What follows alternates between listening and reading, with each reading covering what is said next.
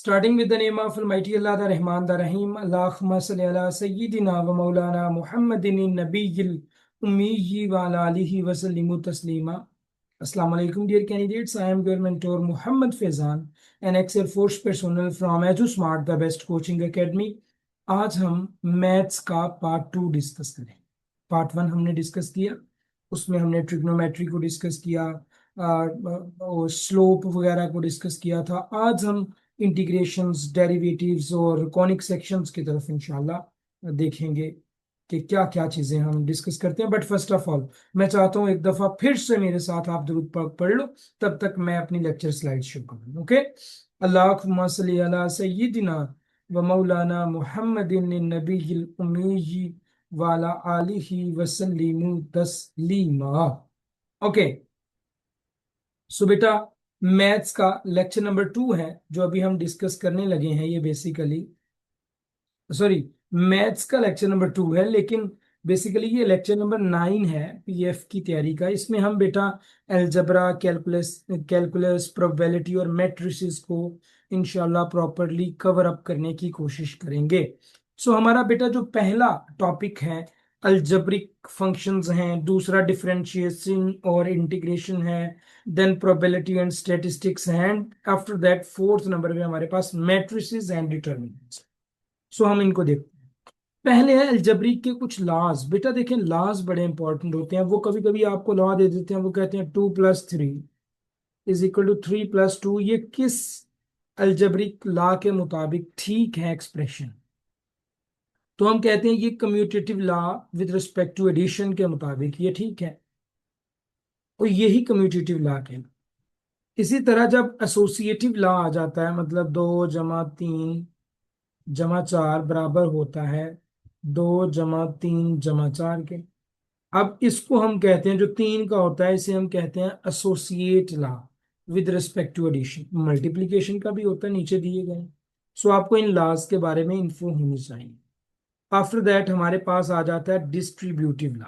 Distributive law क्या कहता है? फर्स्ट करो 3 मल्टीप्लाई हो रहा है 3+4 के साथ, तो ये बराबर होता है 3 को मल्टीप्लाई 3 के साथ कर दो जमा 3 को मल्टीप्लाई 4 के साथ कर दो, ये इसके बराबर।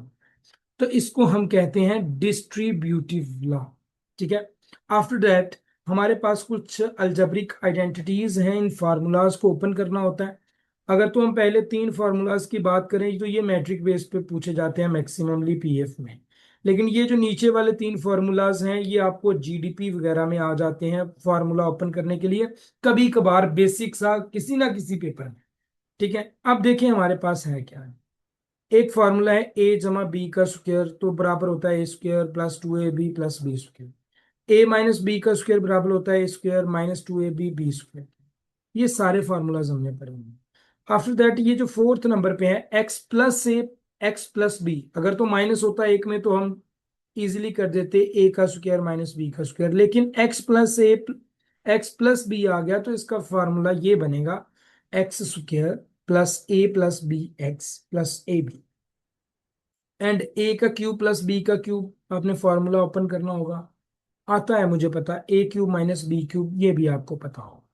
ये मेरी मैथ्स की एक फाइल है, उसमें मैंने ये ऑब्वियसली फार्मूलाज लिखे हुए हैं, और ये बड़े इंपॉर्टेंट फार्मूलाज हैं, पास्ट एमसीक्यूज में आ चुके हैं। लेकिन वो फार्मूलाज नहीं पूछते, वो इस तरह से एग्जांपल देते हैं, जैसे x+3 का स्क्वायर। ये बेसिकली क्या है? a+b का स्क्वायर, वही फार्मूला है जिसको हम एलेबरेट करते हैं a+a² + b² + 2ab। तो ये x है और बेसिकली ये 3 है, तो इनको आप जब फार्मूला ओपन अप करोगे तो ये बन जाए। आफ्टर दैट हमारे पास है फंक्शन। फंक्शन क्या होता है? A function is a relation in which each input has exactly one output. हम इनपुट दें और हमें आउटपुट मिल जाए, ये बेसिकली फंक्शन की डेफिनेशन। मतलब एक है जी, फंक्शन है जी 2x + 3, तो इसमें x क्या है? 2 का फंक्शन है।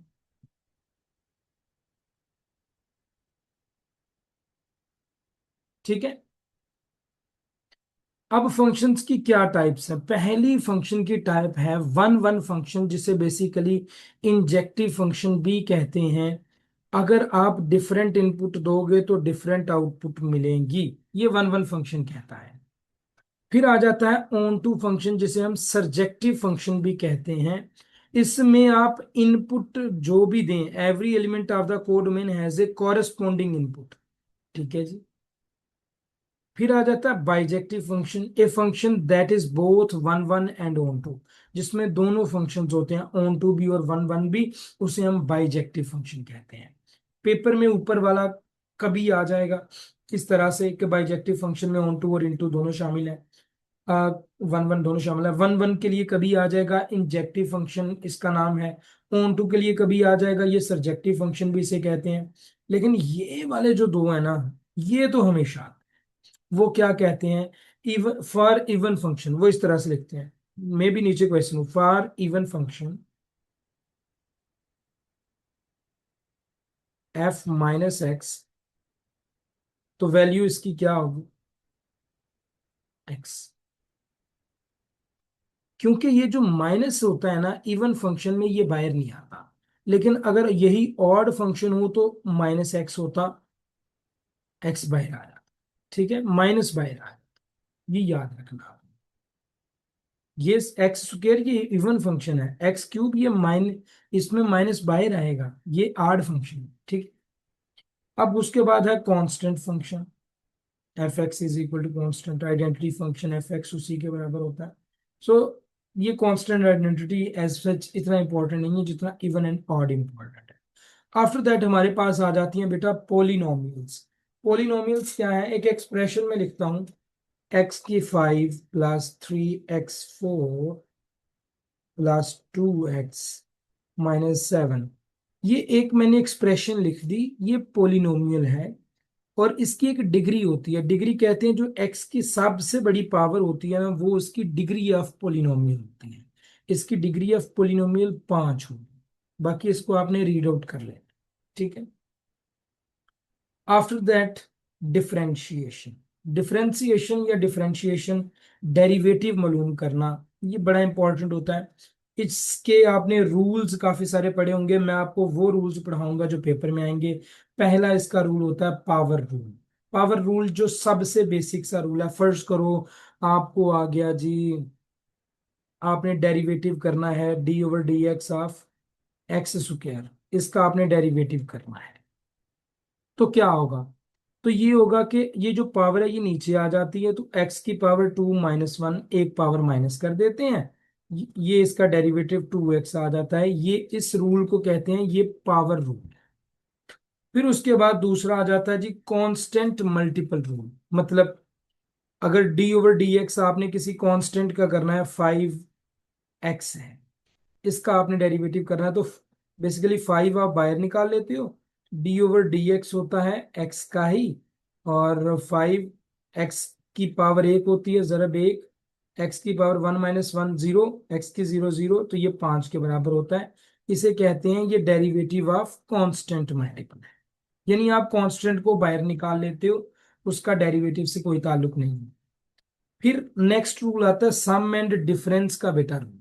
सम एंड डिफरेंस का रूल क्या कहता है कि फर्स्ट को x² + 2x है या -2x है, इनका आपने डेरिवेटिव करना है, तो आप इनको अलग अलग कर लो। मतलब d/dx हो जाएगा x² का, प्लस d/dx हो जाएगा 2x का।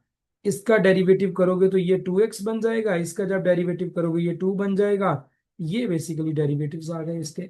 सम एंड डिफरेंस में यही रूल चलते हैं, अगर माइनस होगा तो बीच में माइनस की अलामत आप लगाते जाएंगे। आफ्टर दैट हमारे पास आ जाता है प्रोडक्ट रूल। मतलब अगर आ गया है d/dx आपने मालूम करना है x² और साथ में और कोई वैल्यू x⁴ इस तरह से किसी का करना है, तो आप क्या करते हो बेसिकली, आप दोनों का डेरिवेटिव थोड़ा सा अलग हो जाता है। पहले आप करते हो x4 को बाहर निकालते हो, डेरिवेटिव कर देते हो x² का, फिर बीच में प्लस लगाते हो, x² को बाहर निकालते हो और डेरिवेटिव कर देते हो x⁴ का। ये प्रोडक्ट रूल है। सो ये कुछ रूल्स हैं जो आपको आने चाहिए। आफ्टर दैट इंपॉर्टेंट डेरिवेटिव्स मैंने इधर लिखे हुए हैं, ये सारे पेपर में आते हैं, कोई ऐसा पेपर नहीं होता जिसमें ये डेरिवेटिव्स रिपीट ना हो, साइन एक्स का डेरिवेटिव कॉस एक्स, कॉस का माइनस साइन एक्स, टेन का सीकेंड स्क्वायर एक्स, कॉट का माइनस कॉट सीकेंड स्क्वायर, ई एक्स का ई एक्स, ए एक्स का ए एक्स के साथ लॉग ए।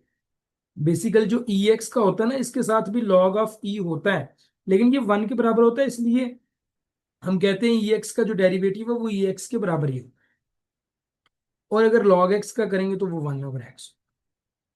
सो ये कुछ इंपॉर्टेंट डेरिवेटिव। आफ्टर दैट हमारे पास आ जाता है इंटीग्रेशन। अब इंटीग्रेशन भी वही सेम, जैसे डेरिवेटिव के कुछ रूल्स हैं, इंटीग्रेशन के भी कुछ रूल्स होंगे। सबसे पहले मैं पावर रूल ही पढ़ाऊंगा, integration of power rule x4। इसमें क्या होता है, एक पावर आपको इंक्रीज करनी होती है, मतलब इंटीग्रेशन अगर आप इसकी करते हो तो x की 5, 4 + 1 5, इसकी भी मतलब x5/5। ये इंटीग्रेशन का मतलब ये होता है कि ये क्या करता है, बेसिकली +1 पावर को बढ़ाता है, और डिवाइड भी उसी पावर से हमने करना होता है। जैसे ये है अभी, ये तो हमने कर लिया। कांस्टेंट का रूल क्या है, अगर आप किसी कांस्टेंट की करते हो ना इंटीग्रेशन, तो ये 5x, और x की पावर 1 है तो डिवाइडेड बाई 1, 5x के बराबर। ये कांस्टेंट की आप करते हो इंटीग्रेशन। अब कुछ इंपॉर्टेंट इंटीग्रल्स हैं। 1/x की आप करोगे log ऑफ x, क्योंकि ये डेरिवेटिव का उलट है बेटा, ई एक्स की इंटीग्रल भी ई एक्स ही होगा। साइन एक्स का माइनस कॉस एक्स का sine x, secant square x का tan x, cosecant square x का minus cot x. These are some important integrals, इसके अलावा भी हैं, ये बेसिक्स है, पेपर में ये आते हैं। आफ्टर दैट आठवां हमारे पास है प्रोबेबिलिटी। प्रोबेबिलिटी क्या कहते हैं, फर्ज करो मैं आपसे कहता हूं कि एक सिक्का है, उसके एक हेड है एक टेल है, अगर हम उछालेंगे तो हेड आने के कितने चांसेस हैं, हाफ, टेल आने के कितने हैं, हाफ। ठीक है, ये प्रोबेबिलिटी है, हाफ हाफ। ओके जी। अब हमारे पास पहले है जी certain event. An event must happen जब P(a = 1) हो। मतलब एक सेट है, फर्ज करो सेट में अगर एक आइडेंटिटी होगी तो ही कोई इवेंट हो सकता है, अगर खाली सेट हो तो क्या यहाँ पे कोई इवेंट हो सकता है, नहीं हो सकता। That is why certain event कब होता है, जब पी ए बराबर होता है 1 के। इम्पॉसिबल इवेंट कब होता है, जब 0 के बराबर हो, इवेंट हो ही नहीं सकता। And after that independent event वो होता है जिसमें ए और बी, इंडिपेंडेंट इवेंट्स के लिए एक ए है सेट, एक बी है, उसकी प्रोबेबिलिटी हम देखते हैं, वो प्रोबेबिलिटी बराबर होती है P(a)×P(b) के। और ये याद रखें कि इसका न्यूमेरिकल पेपर में आया हुआ है, आपने परेशान नहीं होना, न्यूमेरिकल आसान होता है, यही फार्मूला यूज होता है। और वो आपको पूरी की पूरी पहले इंफॉर्मेशन देते हैं इंडिपेंडेंट इवेंट्स के बारे में। ठीक है, इंडिपेंडेंट इवेंट्स के बारे में आपको पहले पूरी इंफॉर्मेशन वो देंगे, एंड देन आप करो। आफ्टर दैट देखो हमारे पास है probability of obtaining 4 when a fair dice is rolled. अब देखो डाइस में कितने फेसेस होते हैं, 6 होते हैं ना, तो 4 एक दफा ही आता है उस डिवाइस में, एक ऊपर, 6 में से एक चांस है कि 4 आएगा। ठीक है, नेक्स्ट हमारे पास है स्टैटिस्टिक्स। स्टैटिस्टिक्स के 3 बड़े इंपॉर्टेंट रूल हैं, एक होता है मीन, एक होता है मीडियन, और एक होता है मोड। अब सबसे पहले हम मीन को पढ़ते हैं। फर्स्ट, मीन और एवरेज सेम ही है, ठीक है, एवरेज और मीन ये अक्सर क्वेश्चन आ जाता है। वो कहते हैं 3, 4, 5, 9, 11, इनका मीन मालूम करो। तो मीन मालूम करने का सेम आसान सा तरीका है, सेम एज एवरेज। इन सबको जमा करो, 3 + 4 + 5 + 9 + 11, और जितनी ये चीजें हैं उतनी डिवाइड कर दो, 1 2 3 4 5 पे डिवाइड। 11 × 9 20, 20 + 5 25, 25 + 7 32, 32/5। जब इसको सिंप्लीफाई करोगे तो मीन आ जाएगा। क्या आ जाएगा, मीन आ जाएगा। उसके बाद हमारे पास है मीडियन। मीडियन क्या होता है, फर्ज करो आपको कुछ वैल्यूज दे दी, 1 2 5 6 9 10, तो मीडियन क्या होता है, और एक और मैं लिख लेता हूं जी 13, एक इधर से छोड़ा एक इधर से, एक इधर से छोड़ा, एक इधर से, एक इधर से, एक इधर से, जो दरमियान में वैल्यू रह गई ये होता है मीडियन। अब फर्ज करो 13 नहीं था तो दरमियान में क्या रह जाता, 5 और 6। तो इसका मीडियम आप कैसे निकालोगे, 5 जमा 6 बटा 2, 11/2, 5.5, ये होता है मीडियम। सो इस तरह से मीडियन निकालते हैं। आफ्टर दैट आता है मोड। अब मोड क्या आता है, फर्ज करो एक वैल्यू है 1, 1, 2, 3, 3, 3, 4, 4। तो जो सबसे ज्यादा रिपीट होने वाला नंबर होता है वो मोड होता है। सबसे ज्यादा रिपीट हो रहा है 3, तो मोड होगा 3। ठीक हो गया। आफ्टर दिस हमारे पास नेक्स्ट टॉपिक आ जाता है मैट्रिसेस। अब सबसे पहले तो हमें मैट्रिसेस का ऑर्डर पता होना चाहिए। फर्स्ट करो मैं एक मैट्रिक्स आपके सामने लिखता हूँ, 1, 2, 3, 4। तो इसका ऑर्डर क्या होगा, ऑर्डर कहते हैं कि इसमें कितनी रोज हैं और कितने कॉलम्स हैं। अब देखो इसमें कॉलम 2 हैं, रोज भी 2 हैं, तो ये 2 × 2 का एक कॉलम है या मैट्रिक्स है। ठीक है। इसी तरह मैं अब एक और लिखता हूं मैट्रिक्स, आपने कमेंट बॉक्स में बताना होगा इसकी क्या ऑर्डर है। 1, 2, 3, 4, 5, 6, 7, 8, 9, इसका मुझे ऑर्डर आपने कमेंट बॉक्स में बताना। ठीक है। नेक्स्ट हमारे पास है बेटा टाइप्स ऑफ मैट्रिसेस। पहली जो हमारी टाइप है वो टाइप है रो मैट्रिक्स। रो मैट्रिक्स वो मैट्रिक्स होता है जिसमें एक ही रो होती है। ये हमारा एक मैट्रिक्स है जिसमें एक ही रो होगी, 0, 0, 0। अब इसमें एक ही रो है, कॉलम तो इसमें 3 है, वो जितने मर्जी हों, लेकिन क्योंकि इसमें रो एक है इसलिए इसे हम रो मैट्रिक्स कहेंगे। ये कोई भी हो सकती है, 1, 2, 3, ये भी रो मैट्रिक्स है बेसिकली। आफ्टर दिस हमारे पास कॉलम मैट्रिक्स है जिसमें सिर्फ एक ही कॉलम हो, like 2, 3, 4, these are some identities of a column या मैट्रिक्स। इसमें एक ही कॉलम है इसलिए इसे हम क्या कहते हैं, कॉलम मैट्रिक्स कहते हैं। नेक्स्ट हमारे पास है स्क्वायर मैट्रिक्स। अब स्क्वायर मैट्रिक्स क्या है, जिस भी मैट्रिक्स का ऑर्डर 2 × 2 हो, 3 × 3 हो, 4 × 4 हो, 1 × 1 हो, ये सारे स्क्वायर मैट्रिक्स होते हैं। सारे के सारे स्क्वायर मैट्रिक्स होते हैं। अच्छा, फिर नेक्स्ट हमारे पास है जीरो मैट्रिक्स। वो कॉलम जिसके अंदर सारी की सारी आइडेंटिटीज जीरो हो, वो कोई भी हो, स्क्वायर हो, लाइन हो, रो मैट्रिक्स हो, कॉलम मैट्रिक्स हो, वो सारे के सारे क्या कहलाते हैं, जीरो मैट्रिक्स कहलाते हैं। आफ्टर दिस हमारे पास आ जाता है next identity matrix. Identity matrix कौन सा होता है, वो मैट्रिक्स जिसमें डायगोनल, डायगोनल कौन सा होता है, ये वाले जो अरकान होते हैं ना इनको डायगोनल इंटेंटिटीज कहा जाता है। अब अगर डायगोनल 1, 1 हो और इसके अलावा जितने भी इसकी एंट्रीज हों वो जीरो हों तो ये एक आइडेंटिटी मैट्रिक्स कहलाता है। ये बड़ा भी हो सकता है लेकिन ये होगा हमेशा स्क्वायर मैट्रिक्स, ये याद रखिएगा। आफ्टर दिस हमारे पास है डायगोनल मैट्रिक्स। ये डायगोनल मैट्रिक्स भी है, आइडेंटिटी मैट्रिक्स। बट मेनली अगर हम देखते हैं 2, 0, 0, 3, जिसमें डायगोनल नॉन जीरो, ये डायगोनल मैट्रिक्स होता है। ठीक है। अब मैट्रिक्स के कुछ ऑपरेशंस हैं, मैट्रिक्स को जमा करना। जमा तो हम इजीली कर सकते हैं, 1 में 4 जमा किया, 2 में 5, 3 में 6, 4 में 7, तो ये जमा हो। स्केलर की जो मल्टीप्लीकेशन है, सच स्केलर की मल्टीप्लीकेशन क्या है, 2 है, उसके अंदर 1, 2, 3, 4, ये एक मैट्रिक्स है, इसमें मल्टीप्लाई करना है, तो आप सबके साथ 2 को मल्टीप्लाई कर दो, ये स्केलर की मल्टीप्लीकेशन होगी। मुश्किल कहाँ पे आती है, जब हमने मैट्रिक्स की मल्टीप्लीकेशन करनी। ठीक है। मतलब दो मैट्रिक्स हैं, ए सॉरी ए नहीं लिखना, 9, 8, 7, 6, मल्टीप्लाई जब आप इसको करो विद 1, 2, 3, 4, ये मल्टीप्लीकेशन मुश्किल होती है लेकिन ये पेपर में नहीं पूछी जाती क्योंकि उन्हें भी पता होता है कि ऐसे सच बच्चे कमजोर हैं और इतना नहीं पढ़ के आए। ठीक है।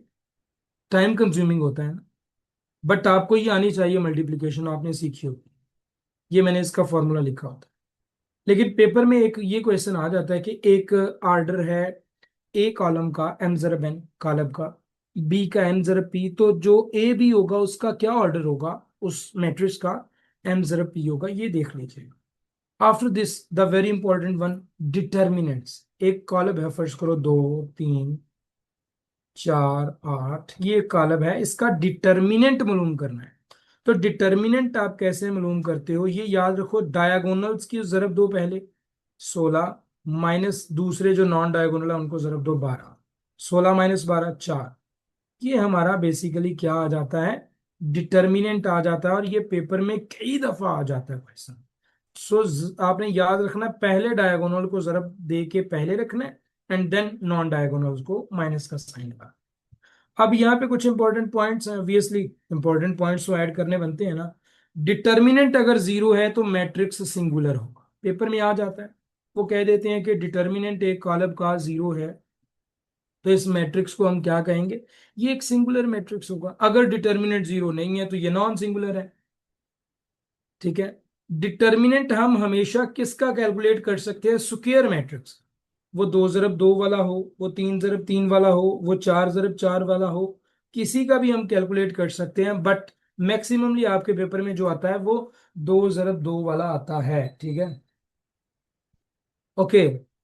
Identical rows are columns give us zero determinant, मतलब फर्ज करो एक डिटर्मिनेंट आ गया इस तरह का, जिसमें दोनों जीरो नीचे आ जाते हैं, तो बेसिकली इसका डिटर्मिनेंट जीरो होता है और ये एक सिंगुलर मैट्रिक्स होता है। ठीक है। आइडेंटिटी मैट्रिक्स, मैंने आपको आइडेंटिटी मैट्रिक्स पढ़ाया 1 0 0 1, इनका डिटर्मिनेंट हमेशा 1 के बराबर आता है। ठीक है। प्रैक्टिस एमसीक्यूज हैं बेटा। अब ये आपने ही समझो करने हैं प्रैक्टिस एमसीक्यूज, मैंने चीजें आपको पढ़ा। विच आइडेंटिटी इज करेक्ट, फार्मूला है, ए जमा बी का स्क्वायर, फार्मूला ओपन करना है। कांस्टेंट का डेरिवेटिव जीरो के बराबर होता है। ठीक है। डेरिवेटिव कांस्टेंट का जीरो के बराबर, मतलब डी ओवर डी एक्स अगर आप 5 का करना चाहोगे तो ये जीरो के बराबर होगा। इसी तरह अगर इंटीग्रल आप 5 का करना चाहोगे तो वो 5x के बराबर होगा। सो ये दोनों आपस में उलट है, मैंने पहले बताया। x5 का डेरिवेटिव करना है तो x5 का derivative D over D x करना है, तो क्या होगा, क्या होगा, 5 नीचे आ जाएगा, x की वैल्यू 1 कम हो जाएगी, बस। डेरिवेटिव है 7x स्क्वायर का करना है, 7x स्क्वायर का अगर हम डेरिवेटिव करते हैं तो क्या आएगा, 7 बाहर आ जाएगा, डी ओवर डी एक्स हम करेंगे x स्क्वायर का, 7 2x 14x के बराबर।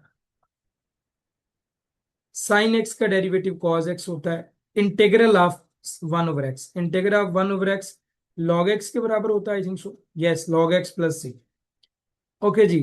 अब हमारे पास है even if an event is the entire sample space, यानी कि एक इवेंट है जिसमें इंटायर सैंपल स्पेस है तो उसकी प्रोबेबिलिटी 1 होगी। अगर सैंपल स्पेस नहीं है तो उसकी प्रोबेबिलिटी 0 होगी। Okay. The mean of the data, mean क्या था, मैंने आपको बोला था मीन कहते हैं बेसिकली एवरेज को।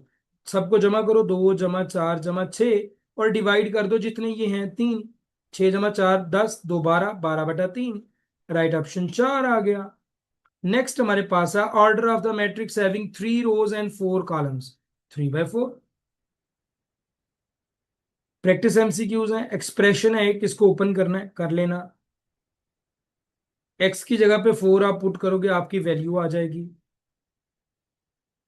इवन फंक्शन कौन सा है जिसमें एक्स का स्क्वायर होगा, डेरिवेटिव करना है इसका, डी ओवर डी एक्स आपने करना है 4x³ माइनस 2x का, तो दोनों का अलग अलग हो जाएगा derivative. D over D x आप करोगे 4x³ का, minus D over D x आप करोगे 2x का।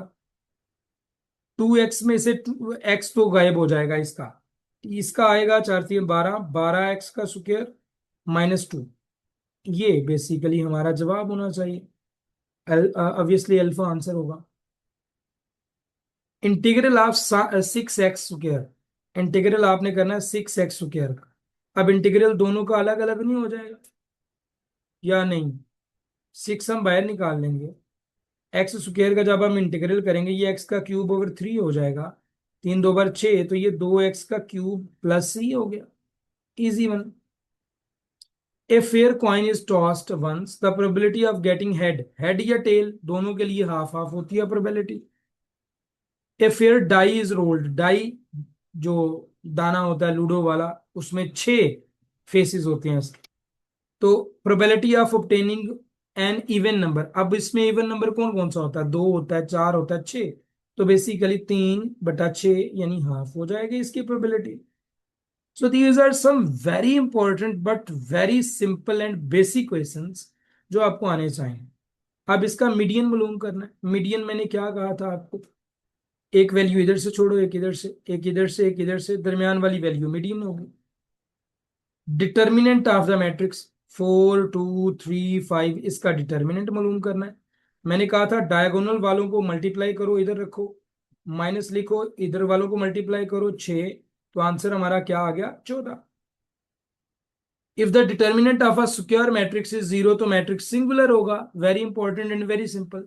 सो these are some very important but simple से क्वेश्चंस जो हमने आज किए हैं। बेटा अगर आप जीडी पायलट या पाकिस्तान एयरफोर्स की किसी भी ब्रांच की प्रेपरेशन करना चाहते हैं, you may can contact on my official number. आपको इंशाल्लाह अच्छी प्रेपरेशन करवा दी जाएगी। हमारा अल्हम्दुलिल्लाह 90% सक्सेस रेट है in initial test preparation. Okay, thank you, अल्लाह हाफिज, अस्सलाम वालेकुम।